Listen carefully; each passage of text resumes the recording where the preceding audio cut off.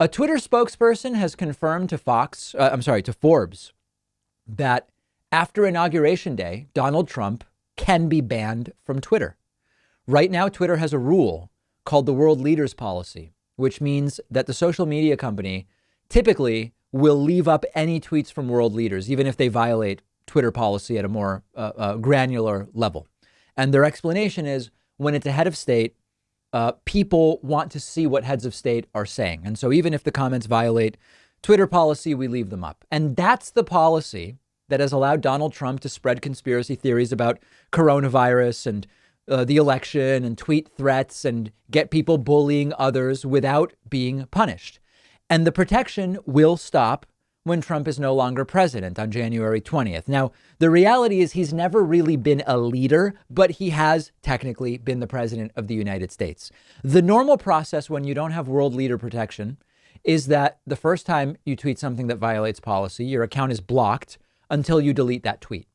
The second time you break policy, your account is frozen for some period of time. That happened to Don Jr.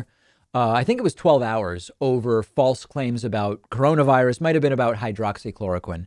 And eventually you would be banned altogether.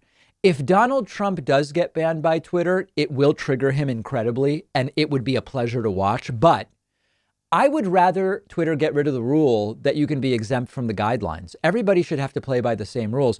And if that were the case, Donald Trump would already have been banned for targeting people, for bullying people, for consistently spreading disinformation about elections and public health matters. Shouldn't you be held to a higher standard as president? Because in practice, what Twitter is saying is we hold world leaders to a lower standard. And that seems counterintuitive to me.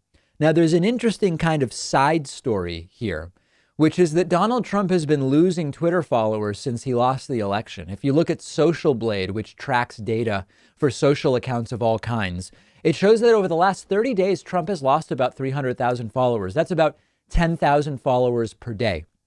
And this is interesting because we've been covering the many ways in which the world has been moving on from Donald Trump. And Donald Trump, throughout his presidency, gained followers.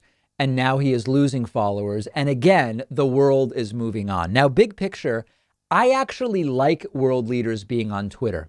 I follow Justin Trudeau.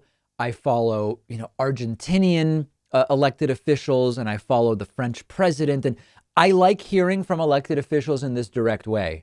What Trump does really wrong is he tweets things that affect policy, or he tweets new policy without even communicating with anybody that he's planning to do that. The military trans ban is one where Jim Mattis, the Secretary of the Defense, was traveling and unaware Trump was doing this, and Trump tweeted it, and it creates chaos.